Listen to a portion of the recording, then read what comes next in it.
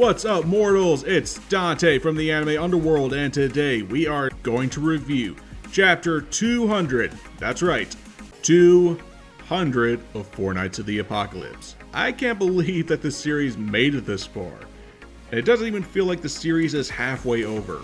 And what a way to celebrate it than with a 2-page color spread of 3 of the 4 knights post-time skip. We got the Knight of Death, the Knight of Pestilence, and the Knight of Famine.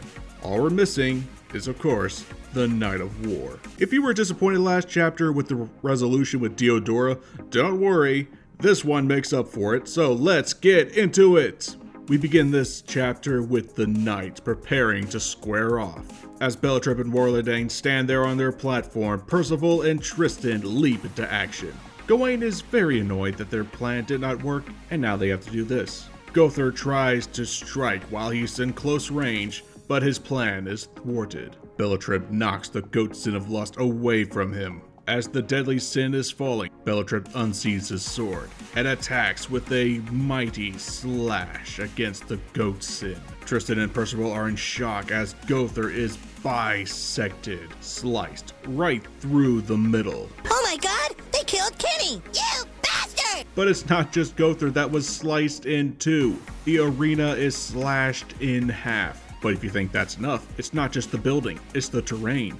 But if you think it's just that, think again. Half the mountain is sliding off. Yes, Bellatrip sliced half a mountain like it was made of butter. What is this magic? I don't know. The other half of the arena is sliding away towards their death. Percival and Tristan want to go help, but Hauser assures them that they're going to be fine and to focus on the 4 evils. Warlandane is pleased with this, saying, "Good idea. Can't let your friend's sacrifice go to waste." The white evil attacks the two with a spell called Explosive Dragon. Her attack meant well, but Percival and Tristan are able to go through this fiery attack easily. The Prince of Leonis comes in for a killing blow against the White Knight. But before Tristan can lay even a single scratch on the White Knight, Bellatrip comes to his comrade's aid and nearly misses the Prince of Leonis before he can end up like 𝐬𝐻. Bellatrip slashes the sword again, horizontally this time, sending a massive shockwave that destroyed the blade on the dragon handle and part of Percival's cloak. Way to go, Tristan. Now you only have one sword. Bellatrip is furious, telling them, "You schemed against me. You ruined my festival. The price you pay shall be steep indeed." While the knights are facing off against the evils, a reminder, half of the mountain is still falling down to the ground. How it hasn't already is beyond me. Everyone is fighting against the force of gravity, preparing to meet their maker. But to their surprise, they stopped. Who should come to their rescue but Donnie? Finally, 𝐸𝐻𝐫 decided to make him useful for once in this whole dang arc. Hauser is shocked by his nephew's strength, saying, "You kept this rock from falling all by yourself?" Well, no, it's still falling, but at least at this speed, it would be, a safe landing. Donnie is just oozing with aura, saying it's weird, like, "I feel this wellspring of energy deep down. Is this some sort of new awakening?" To his disappointment though, someone had to point out that it's called Power Limit Break. Yep, Donnie couldn't do this by himself. Gawain, of course, had to lend him a hand, saying once his magical force runs out, he'll be sleeping for a week. Oh yeah! I think Merlin used this spell when they fought against the Demon King. It made all the sins draw out to their absolute fullest potential. The downside is, they were very exhausted, so Donnie, you're gonna need to sleep for a long, long time. But you've earned it. For once, you were actually useful. Dude, whatever, at least you finally get to do something. Now that we know that the Platoon is safely hitting the ground, we return back to the knights versus the evils. Percival, Bellatrip, and Tristan are clashing their blades in midair. Percival is about to strike, but the Green Knight manages to grab Percival's sacred treasure and mocks him, saying, "All this power."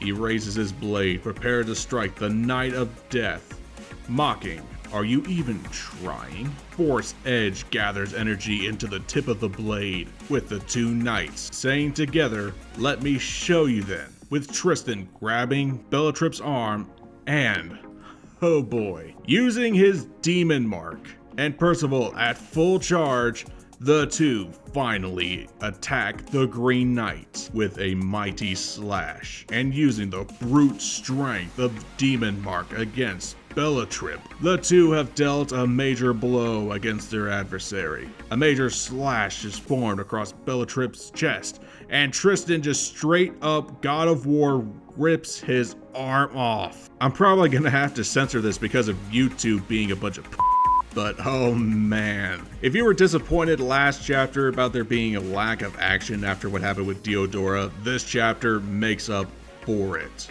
With the Green Knight unarmed and in desperate need of a hand, Warlandane appears behind them saying, "Boy, look at the effort you cuties are making." She asks them have they forgotten that she is still there. But does she forget that Gawain is also still there? Surprise, cockpit! Gawain's hands grips Warlandane's head, and oh my gosh, ow, Gawain in buff form just squishes Warlandane's head like a grape. These three knights are not holding back, and I just absolutely love it. After a variety of very crappy filler fights, we finally got one with stakes and some gruesome action from our heroes.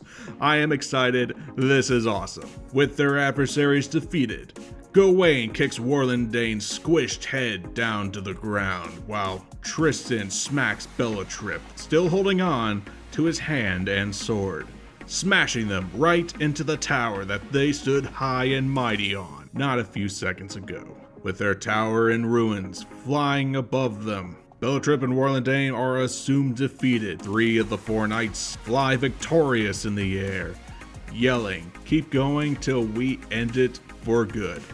And that is how we end chapter 200.